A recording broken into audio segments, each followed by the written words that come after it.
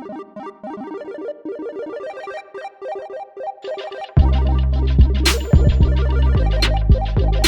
welcome to the House of Bourbon.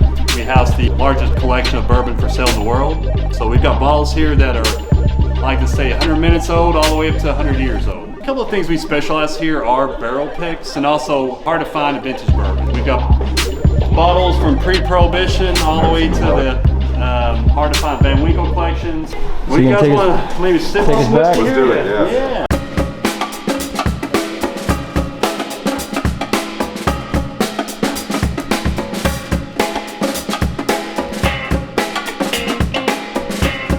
How long y'all had this room back here? Probably about 3 months after we opened and kind of finished this out. So. Cool. Yeah, it's so cool. The speakeasy entrance and the barn door. Yeah. With this tin ceiling. Start pouring around, man, if you get through it there, and then... Did you know which batch this is?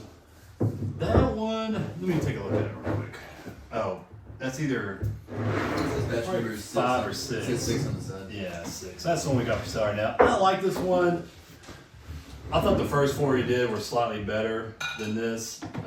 It's solid. Don't get me wrong, but we had one. Our second one we did was fucking just straight fire. I mean, it was just creamy, just real long finish. I mean, it was just like, just from start to finish, it's like, God damn, that's good. We've done stuff with similar barrels, and those barrels are just fire. Do you have all 4 batches of Red Hook Rye? Don't have all 4 of them, man. So, I mean, I've got a bottle in there. It's kind of similar story that, so people know like what the whole how quickly bourbon's like kind of blown up. There's a bottle in there called Old Advocates that these guys, these 5 attorneys did in the year 2000. In '95, they did a tasting with Julian Van Winkle at Party Source and said, "Hey, I like the stuff you're doing," and then they wanted to do a special barrel. They're already thinking about what we could do for year 2000. You know, year 2000 is a big deal.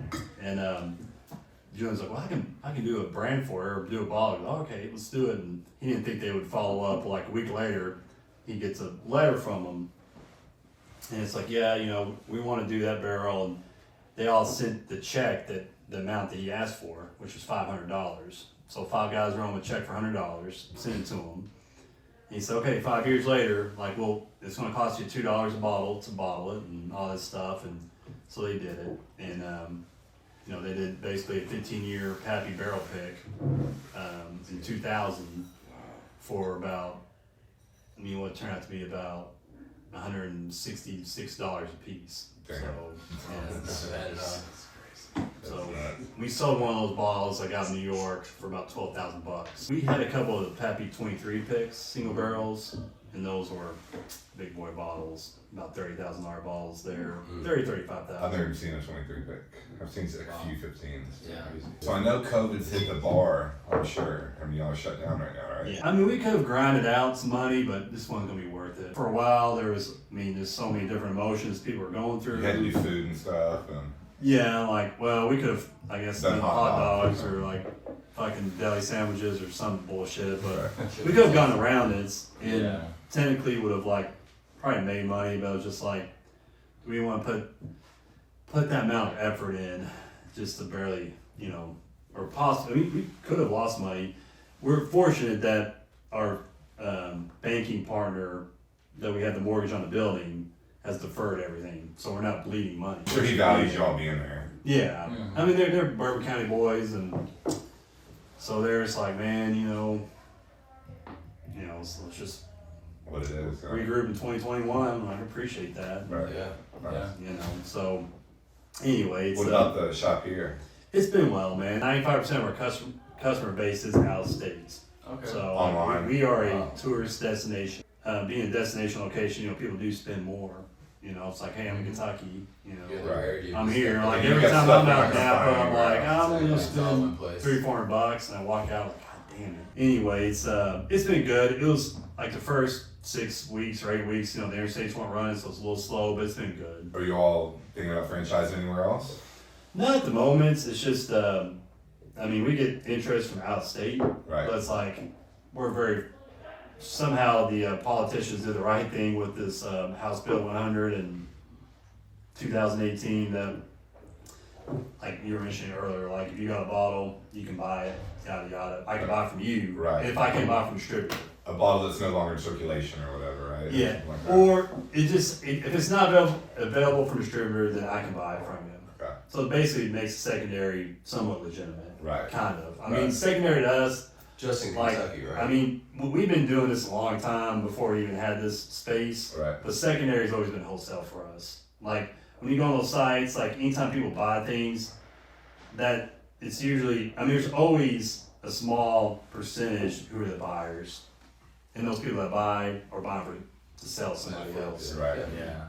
I mean, it's very rare with someone that has the money to buy the type of balls we're talking about, have the time to like spend on those sites and everything. There's only a few real sharp buyers out there that Right. that Yeah. actually spend the time to do Controlling the that. auctions and stuff. Yeah. Japanese. The Hong Kong. I mean, most people are just like, Yeah, Japanese. yeah, they got more money than they have time. So Right. it's like, Case minded. that's what like secondary groups like whatever. I don't care how big BSM ever got. Like that is just such a drop in the iceberg of this, or tip of the iceberg of what this whole bourbon thing is. Right. Like it's just like I don't care if it's got a million people. Like it doesn't matter. It's Like, not the world. Like, I mean, yeah. I mean, you're still like I mean, because most people on there live by curiously through most people on there. right. Like most people aren't buyers. There's some people that do A sell. lot of watchers. And some people that might try to like throw a bullshit bid in or something else, but like most of the buyers are like 1/5 of, or excuse me, 5% of what's on that page. The original Facebook group was something called like it was called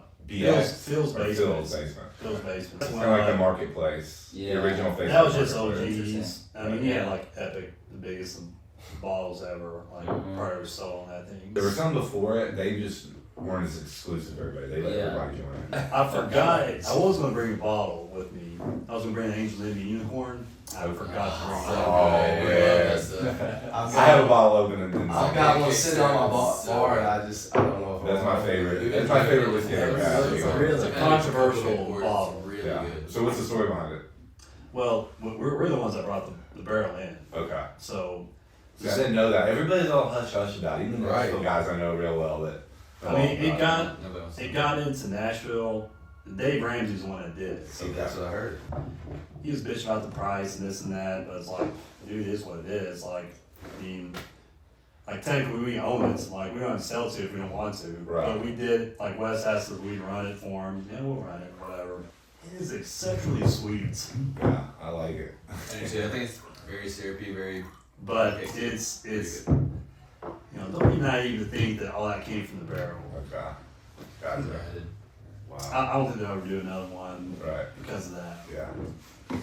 I mean, just Yeah. What did they have added? Makes sense. Probably rum, so on that. Yeah, what's in that? He had a couple Huge. gallons of rum too. There's something you made a actually- comment once on something, and I followed the comments on something Yeah. that said flavor, man. Yeah. Wow. Gotcha. It's an interesting bottle. I mean, it is. It's different. It'll always be worth. It's the only time they've ever done the rye Decent cast one. strength. And the Angel Envy rye is kind of like got its own little following. Yeah. So I had it down at the whiskey house for the first time. Yeah. And then I went on a spree to start buying them up. I think I was the one that jacked the price. First time I tried it. When I started first going after it, they were like $500-600. By the time I got done, When you get, they when were you like get something that $1,000. nobody else will be able to have, you've got something that's going to definitely appreciate value. Right. I mean, Yeah, the flavor was unique. So, like you said, with the. I was chasing for those motherfuckers and like hyping them up in my videos and shit. I love it, man. It's super sweet. Never tried a bourbon like that ever. Like, that's very unique. now, where are you from? Originally from Campbellsville and then Okay. in Cali. So Nice. lived in Lexington for about 10 years, and after I graduated college, moved to Cali. Yeah. So I'm living pretty much neighbors with him. We're in the same complex. We moved out there at the same time. I knew him from before, but we got real close out there. Kentucky basketball brought us together. Just being out there in Cali, I was like, hey, You you wanna wanna watch a watch game games? together? It's like, Yeah. Fuck yeah, I don't know anybody else there watch a game, so yeah, it started. I like to come visit Kentucky, but the weather outside keeps me in So Cali. what's next? What's on for tomorrow? You guys doing the pick tomorrow or something? Or? Yeah, We're doing so- Jay Mattingly tomorrow. Oh yeah. Yeah. Yeah.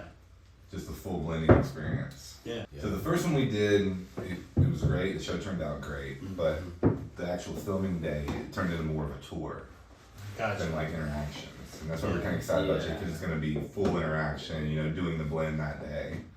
from barrel to bottle the whole Yeah, way right through. there. Stick. I think it'll be pretty We do good. like stickered wax, like. There'll be a lot of arguing about what goes on. Right. Just like the full J Mattingly, we'll choose a bottle, we'll choose a Sign label, name it, we'll do a wax, Yeah. but we won't have like the tater No, sticker that you no. want to do. Like this is the type of bottle you're already doing your own catering to it anyway. For sure. Right. It doesn't need the extra sticker. They'll be ready to go tomorrow. We've got an NBC bottle coming out, National Barrel Company, it's 7-year NGP rye. We tater the hell out of it. It's got a Vader topper on it. It's got a Vader sticker on it. It's got some coin that looks like the Death Star coming out of the bottle. I mean, it's gonna be taking the NBC to a new tater level. And then, we've got the Starlight Peach Brandy. We've got Starlight Apple Brandy Rye, Starlight Apple Brandy Bourbon. New riff, Ty Riff Harrow just came out. Yeah, you can find LFG Whiskey at LFG Whiskey at YouTube. Just search us, subscribe, like, follow, share. Got our first episode up. Everybody get this shit reviewed. LFG, let's fucking go, baby. Yes. Well, gents. Thanks so much for having us. I'm glad you Thank you. tasting. Yeah, thank y'all for swinging by. We're good seeing you. Nice bro. to meet you, man. Yeah, man. Nice to Good meet to see you. you again. Nice to meet you. Yeah.